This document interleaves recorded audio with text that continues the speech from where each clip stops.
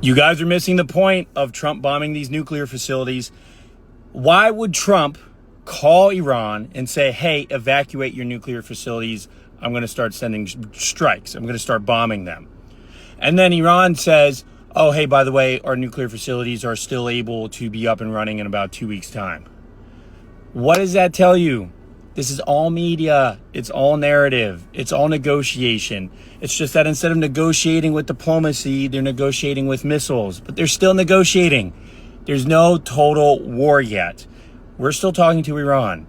We're still trying to placate Israel. Trump's still trying to win support back home to get his legislation passed.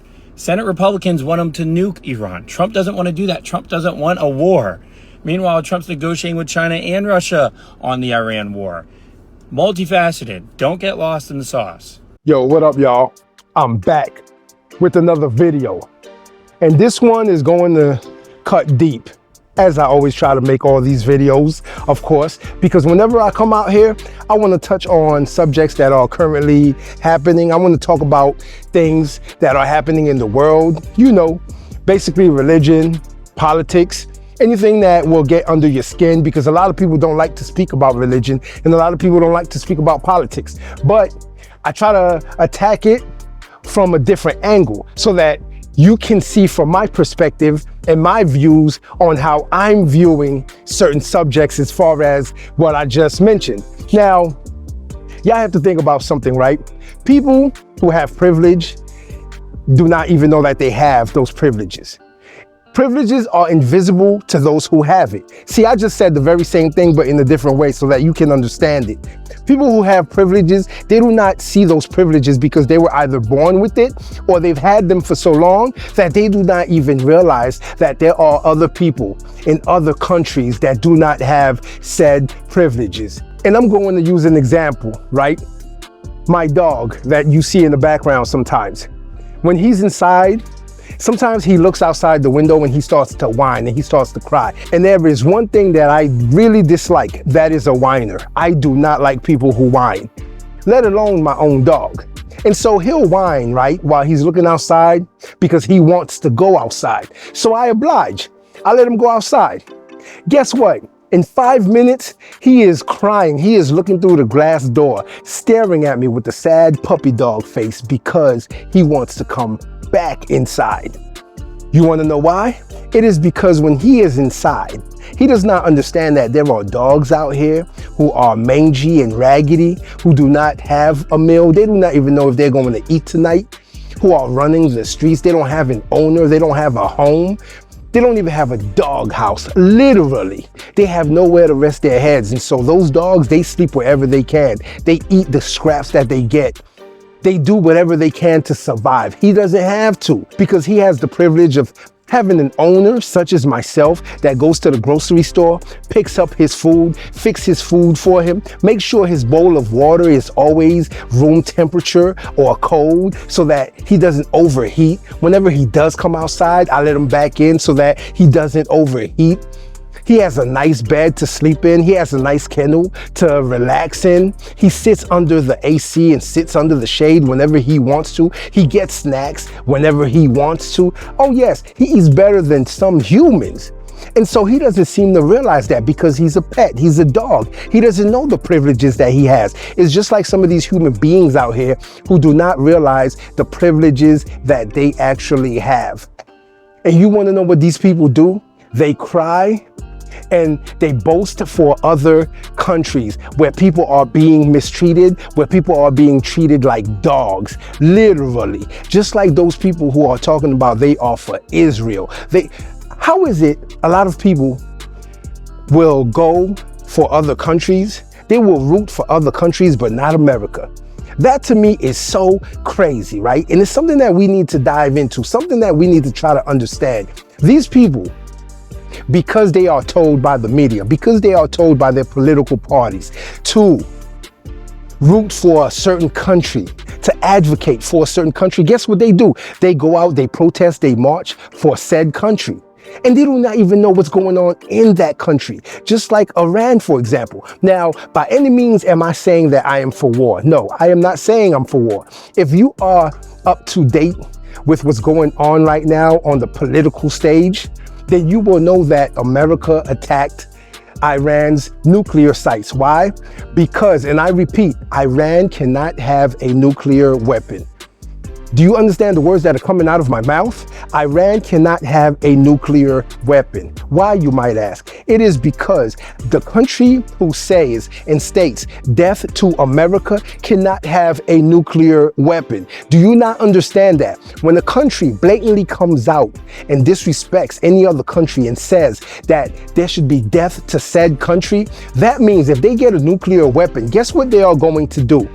Guess what they're going to do? They're going to push that button quicker than you can blink because they do not care. Some leaders do not care about their own citizens. And we know for a fact that the regime in Iran does not care about its citizens. How do I know this? Because I looked it up, because I did my research. And the way that their citizens are being treated in that country, when I tell you it's repulsive, it is. You need to look it up yourself because some of y'all don't even know what is really going on in these countries, especially when it comes to human rights. Now, stay with me for a second. Here is the crazy part about it. The same people who come out and advocate for another country such as Iran, and they have these signs that say, I stand with Iran, because they hate Israel so much, right?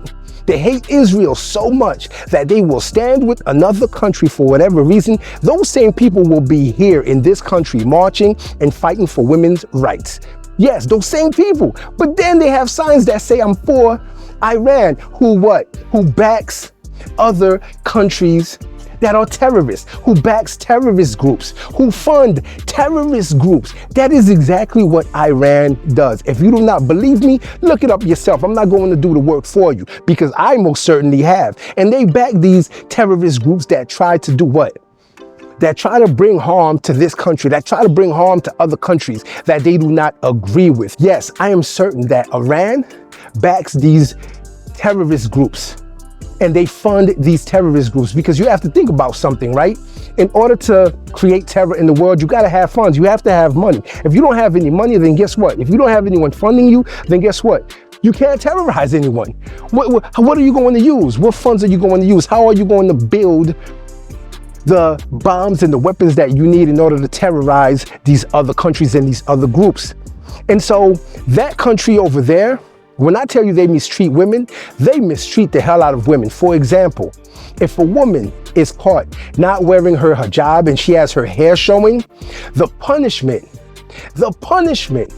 can be up to death, including gouging her eyes out or flogging. Flogging, if you're not familiar with, is beating you with a stick. It's beating you with a stick. That is what they practice over there. A woman cannot show her hair, and if she does, they will flog her or they will poke her eyes out. They will gouge her eyes out. Do you not understand what I am telling y'all right now? But you will advocate for this country. I stand with Iran, right? You will advocate for this country, not understanding what's going on over there in that country, but you will stand here and fight for feminism in America. It's wild to me. It's crazy to me. Matter of fact, you're crazy to me. And that's a fact. You will advocate for freedom here in this country, but the citizens of that country have no freedom. Did you not know that? They have no freedom. You have no freedom of expression at all. You have no freedom of speech at all. Try to speak up against the regime in Iran and you will see exactly what will happen to you. You will be thrown in a prison and you will be killed. Do you understand what I am telling you right now? Death is a punishment that they use very lightly. They do not care about hurting someone in that country. You have no type of freedoms there at all. And that is not just for women. It's the men too, but the women have it the worst, to the point where some women are not even allowed to drive. And do you know what the legal age of marriage is for a woman? It is 13 years old. And sometimes a father can try to advocate for their daughter getting married at a younger age to an older man. Do you not understand the words that are coming out of my mouth? I don't think y'all understand the level of mistreatment that is going on in that country. Y'all don't get it. Y'all don't. But you will have your sign that says, I stand with Iran, right? But in this country, you advocate and you fight for women's rights. Please make it make sense. And not to mention, there are men in this country right now that actually agree with some of their laws over there because they believe that when you give certain freedoms to certain people, society goes down the drain. I get that. I understand that. Every culture has its own rules. Every culture has its own ideology. Every culture has its own laws. I get that. And they must enforce those laws. But in order for you to enforce those laws, you should not have to impede on people's freedoms. It's called freedom for a reason. And I'm not saying let's force democracy on Iran. No, that's not what I'm saying at all. But at the same time, when you impede on someone's freedom, such as they do, do you know where this world is going to head if everyone was like this and we did the very same thing that they did? There would be no democracy at all. And y'all will fight for democracy here in this country and at the same time write a sign and hold it up high, proudly saying, I stand with Iran. Okay, even if you were to hate Israel, how can you still stand with a country like Iran? Please tell me, make it make sense. Make it make sense. And so I understand exactly why the US struck those nuclear sites in Iran. It is because they cannot have a nuclear weapon. If they have a nuclear weapon, I am almost 85% sure that they will use it on a country. You best believe they will, because anyone with a regime like this that does not care for human life, they will push that button easily and take out an entire city, entire region, entire country, because they do not care about you. They do not care about me. They only care about their ideology and themselves, just like the regime in Iran does. They do not care about us. And what do they always say? What do they always scream out loud? Death to America, right? Well, I say death to their nuclear weapons facilities. And that's exactly what happened. So we were right in striking them, and I will always stand by that. Until next time. If you like this video, like, share, and subscribe to the channel for more content.